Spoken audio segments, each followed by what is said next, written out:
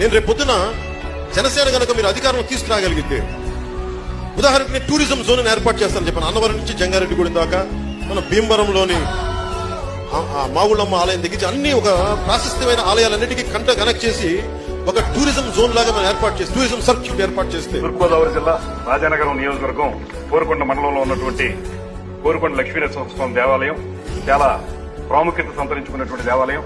అదేవిధంగా అక్కడి నుంచి అన్నవరంలో సత్యనారాయణ స్వామి ఆలయం, సింహాచలంలో ఉన్నటువంటి ఆలయం, కాకినాడలో భావనారాయణ ఆలయం, ఇవన్నింటినీ కలుపుతూ అదే కాకుండా మనకు మామూలుగా ధనుర్మాసంలో వైష్ణవులకి ప్రాముఖ్యత ఎక్కువ ఉంటుంది కనుక వైష్ణవాలయాలన్నింటినీ కలిపేటువంటి ప్యాకేజ్ ఒకటి, అదేవిధంగా కార్తీక మాసంలో శైవాలయాలన్నింటినీ కలిపేటువంటి ప్యాకేజ్ ఒకటి ఒక ప్రపోజల్ చేస్తా ఉన్నాం. వీటిని త్వరలోనే ఆచరణలో తీసుకురావడానికి ప్రయత్నం చేస్తాం. అదేవిధంగా గత ప్రభుత్వం 5 సంవత్సరాల కాలం కూడా పర్యాటక శాఖ మంత్రులు ప్రతిపక్ష నాయకుల్ని వ్యక్తిగత విమర్శలకు మాత్రమే